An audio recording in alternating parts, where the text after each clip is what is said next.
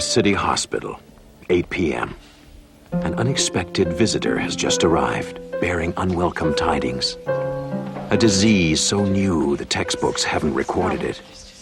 This, then, is its first case history, documented from the medical files of the Twilight Zone.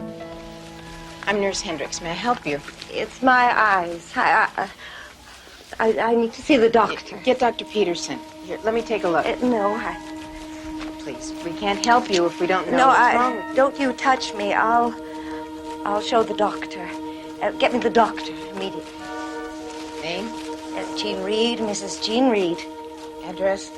1705 Fairmont Street. Please, where is the doctor? I've got to see him. Dr. Peterson is on his way. Please, take a seat. No, there isn't much time. Oh, God. No, it's too late. What's too late? Don't you understand? I can't see. I'm blind. Let me see.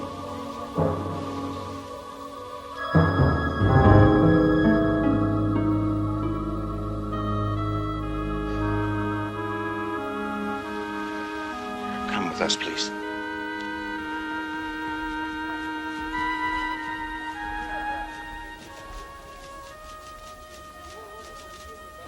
Morning, Miss. There must be something you can do. I'm sorry. If you try the clinic, maybe. The clinic's full. My wife, she hasn't been well. She's trying to hide it, but I think maybe it's her heart. All we need is somebody to look at her. Maybe a day or two in here. Mr. Wells, without medical insurance or some guarantee of payment, we simply cannot admit her. I'm sorry. It's hospital policy. There's nothing I can do.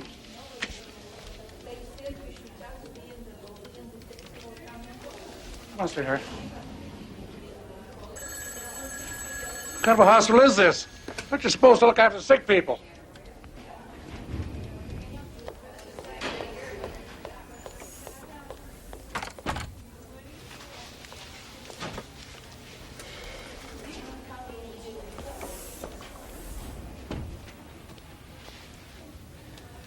I couldn't help overhearing. You all right? I'm fine. It's not my decision. It's hospital policy. I think people would understand that. Got it.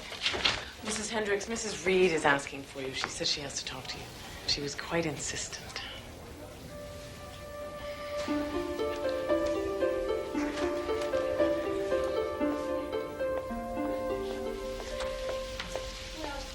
You wanted to see me, Mrs. Reed? Yes. Hello. Won't you sit down, please? I have a great deal of work to do, Mrs. Reed. I have something to tell you. Sit down, please. Dr. Robbins. Calling Dr. Robbins. Mrs. Hendricks, we're alike, I think. You and I. Mrs. Reed, I don't even know you, and I don't think you know me. No. But I sense that we're alike. We are two of a kind. Mrs. Reed, shouldn't you be sleeping? You're changing the subject. Of course. I know because I used to do the same thing. It's easier, isn't it? Prescribe a pill, suggest a nap, anything so you don't have to think about a person or talk to them. Am I right? Sleep is the best thing for you. Dr. Friedman will be in at 9. He's our chief of staff and one of the finest eye specialists in the country. You'll feel much better after he talks to you. Oh, I feel all right now, Mrs. Hendricks. It's you I'm worried about. It's very kind of you. Now get some rest. Look, I don't care what your figures show. My phone bill is wrong. Yes. No, it's not. It's $50 higher than it should be. Well, computers make mistakes. No, I don't want to hold.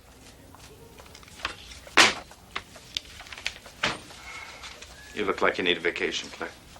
It's just the way people treat you sometimes. You want to... Never mind. What can I do for you? You talked to Mrs. Reed yesterday. Did she say anything about her family? Her husband? Not that I recall. Why? He's here. Did he come in about his wife? No, he didn't even know she was here. Emergency picked up the call about an hour ago. He was calling for help. An ambulance just brought him in. He's gone blind, Claire, without apparent cause. It's contagious? He claims he's had it since last night. If it's contagious, she picked it up from him. But if she knew... Knew. I left him there and came in here to save herself. He says he begged her not to leave him. He must have passed out. Fear, I guess. When he came to, she was gone. He crawled around the house until he could find a telephone. It's hard to believe. When she came in here, she knew exactly what was happening. She must have seen it happen to him.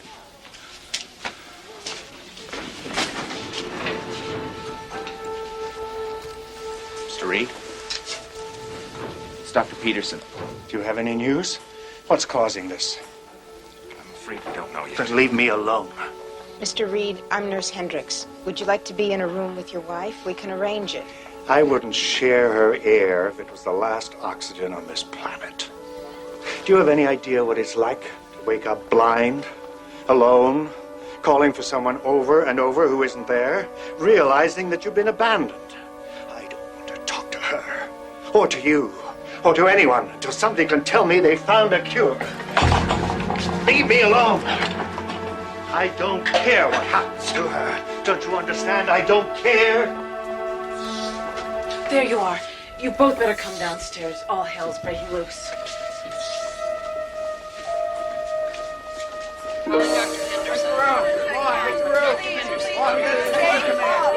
I have to see a doctor immediately. I'm sorry, sir. There are other people ahead of you. No, but you don't understand. I have to see a doctor, please. Who's in charge here? This is an emergency. Wait your turn. You're just the same as everybody else here. Who do you think you are? Go to the end of the I line. can't see anything, please. Wait your turn. Go to the end of the line. Come and help me, please. Get to the end of the line. I can't see. I'm here. It's all right. I was at work. I'm not really sure what happened. All right, we'll take care of you. You're blind. You're all blind. Stone blind, we used to call it, but blindness is not new. This growth, this ocular window shade is utterly beyond my experience. I've been informed that the Center for Disease Control in Atlanta has put out a full alert, and that the Surgeon General has convened an emergency meeting in Washington with some of our top physicians. Any delay in responding to this could cost us dearly. Agreed. Is there any clue to the origin of the disease?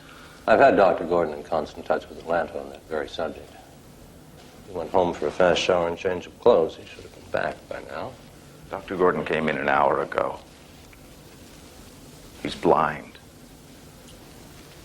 My God. We've had reports of an estimated 500 cases in New York City. Los Angeles is running about the same. Seems we have an epidemic on our hands. What about the press? Not being very helpful, are they? From some of the reports I've read, unless we find something constructive to say soon, we'll have a full-blown panic on our hands. People are scared. There must be something we can do. There is, and we are. But this is the difficult part. Waiting for someone to come up with a cause. Once we have that, we can proceed. Until then, all we can do is keep running tests and wait. When did you last get some sleep? I don't know. Then go home. Get some rest. Consider that an order. You too, Eddie. I need my staff alert and clear-headed. Understand? All right, but I'll be back for my regular shift tonight. Ditto.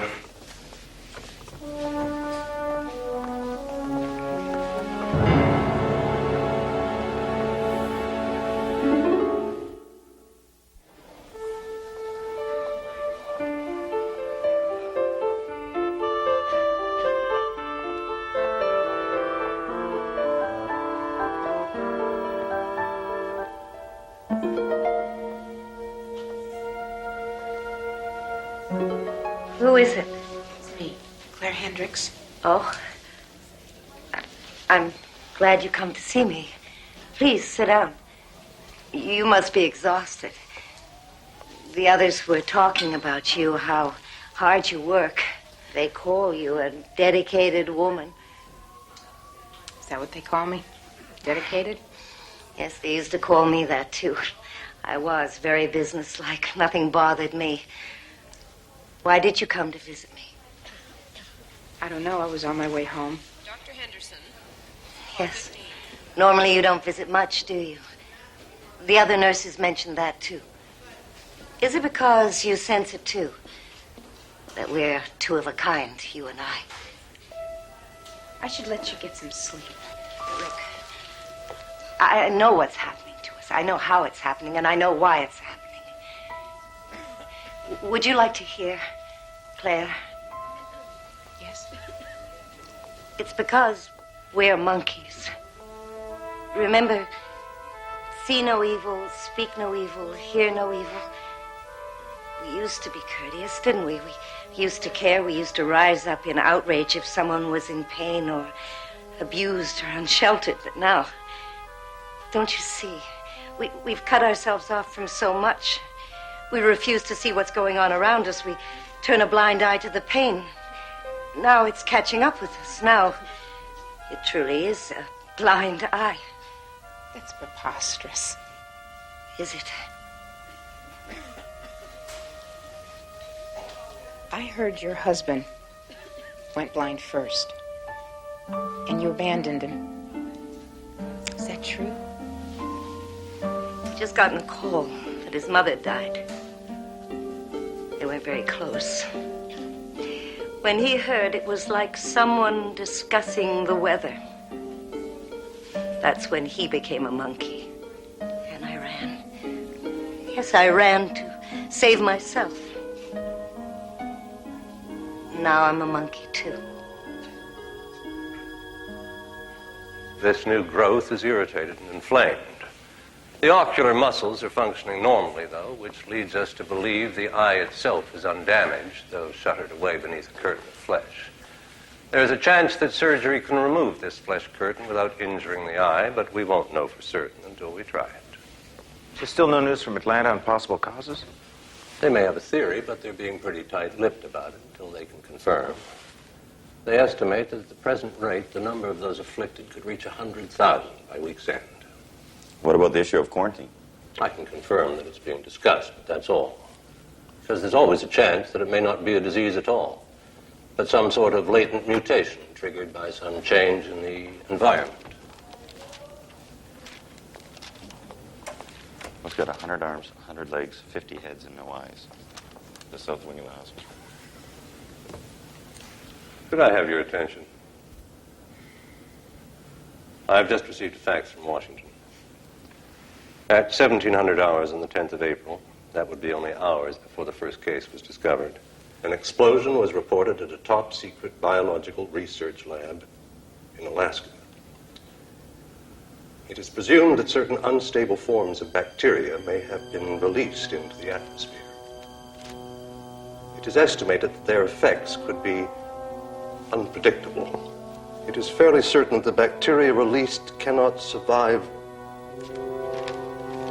long outside the laboratory.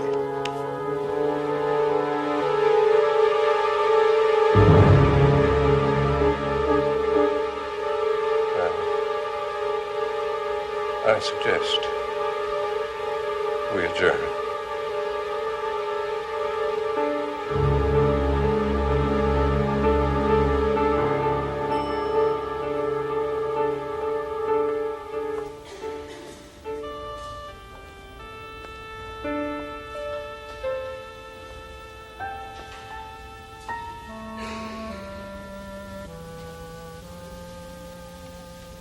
Claire, Hello, Eddie. I thought you were going home. I was, but there's no reason to go home. Jim and I have separated. We moved out. I'm sorry, I didn't know. Nothing acrimonious. It's all very calm and sensible. We just stopped connecting. We led our separate lives like two strangers just sharing the same space. No connection, no involvement, just lost in our indifference. I came in here tonight, I started thinking about me, about all of us. She's right, Eddie. We're monkeys. Claire, you're not making any sense. Do you know, I can't remember the last time I looked a patient in the eye. Somewhere along the line, I stopped treating them as individuals. They're just numbers to me.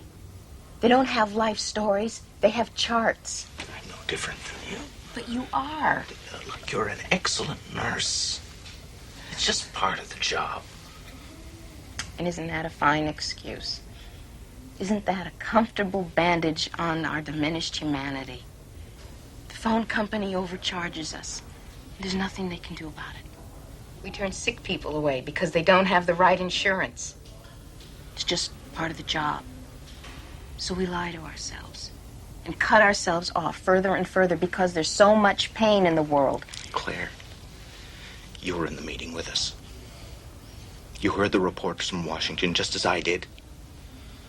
We know what the cause is now, without a shadow of a doubt. If you keep chasing this around and around in your head, you're just... There's something happening, Eddie. That report doesn't explain why only some people are susceptible and some aren't. What does it say in the Bible? If thine eye offend thee, pluck it out. Stop it. You're upset. This has all been a terrible strain on all of us. What you need to do is go home. Get some sleep.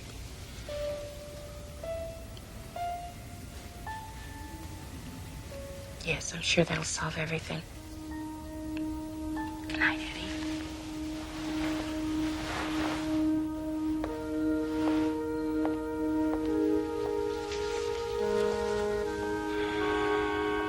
Oh, God. Oh, oh my. Help me. Somebody. Help. Claire, it's okay. Oh. It's okay, I'm here. Claire, it's me. I'm blind, Eddie. I'm blind. Steve.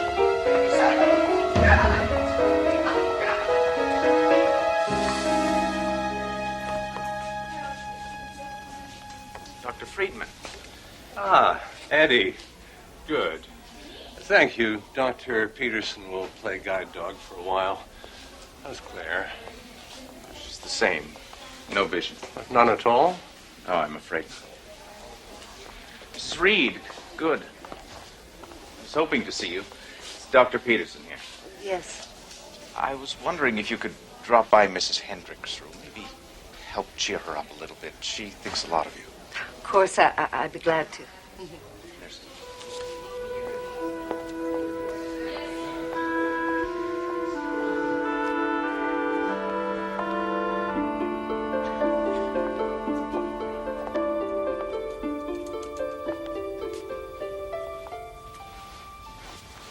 Mrs. Hendricks? It's me, Jean. Can I visit for a while? Of course. Well, isn't it exciting? We're going to see you again. Operation works. 20 out of 20 successful in L.A. Dr. Friedman's getting his this afternoon, and I'm tomorrow. And you? When are they planning to operate on you? They're not. They're what? The operation isn't really the answer. You said it yourself, remember? You're right. No, but that was before we knew about the bacteria, before we... So now we have an easy answer. Solid and uncomplicated. But it won't last. It'll happen again. And they'll come up with something else. But what happens when we run out of solutions? Easy answers. It's time to go now, Mrs. Reed.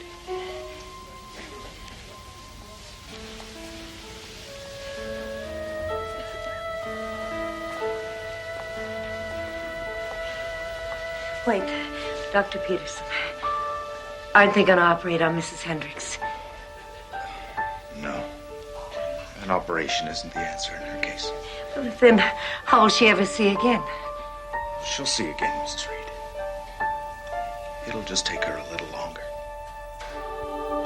Enigma, draped in hospital sheets and self-imposed darkness, with the added sobering thought that Claire Hendricks is perfectly correct in her own diagnosis.